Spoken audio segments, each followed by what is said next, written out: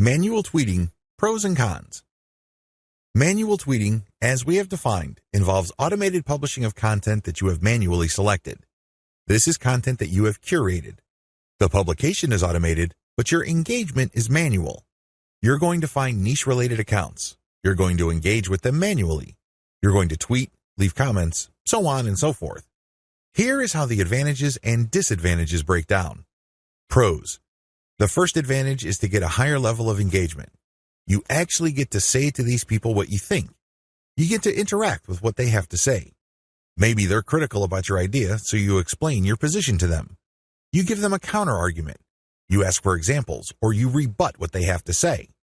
When you do this, you're not engaging in a pissing contest. Let me be clear, this is nothing to be emotional about. Instead, you use this as an opportunity to prove to them that you know what you're doing. True experts will accept the fact that not everybody will agree with them.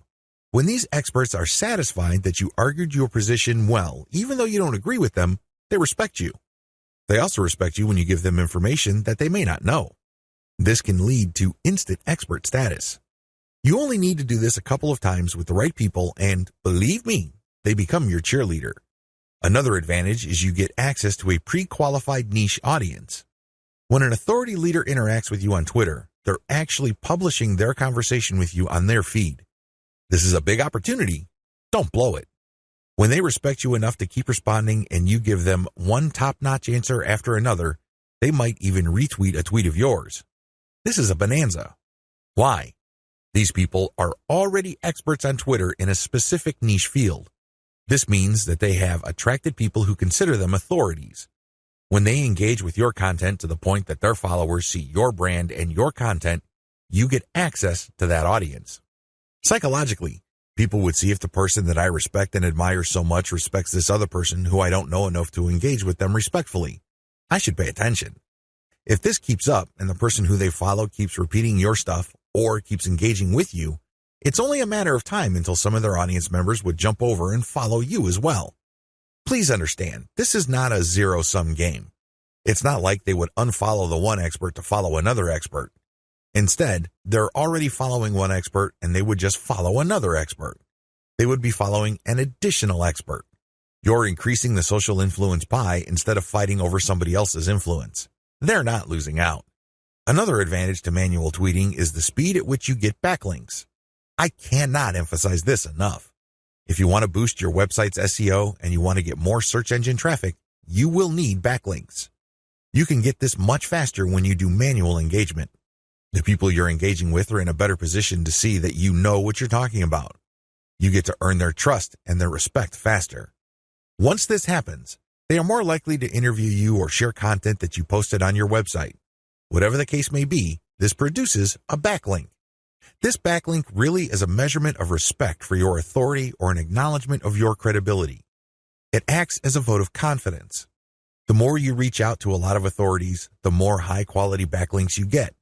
This can boost the overall ranking of your website. Finally, you may be invited to speak at conventions, workshops, or seminars. People might ask you to submit an original article that they would be publishing somewhere else. Best of all, you may get introduced to a big player in your industry. You might get a job offer. You might get some sort of consulting opportunity. Honestly, the range of opportunities available to you is endless. You just need to get out there. The best way to do this online is manual tweeting because you are in full control of your engagement, you craft the public persona you project, and this enables you to be more aware of opportunities as they flash into existence. Disadvantages. The big cons against manual tweeting should be obvious.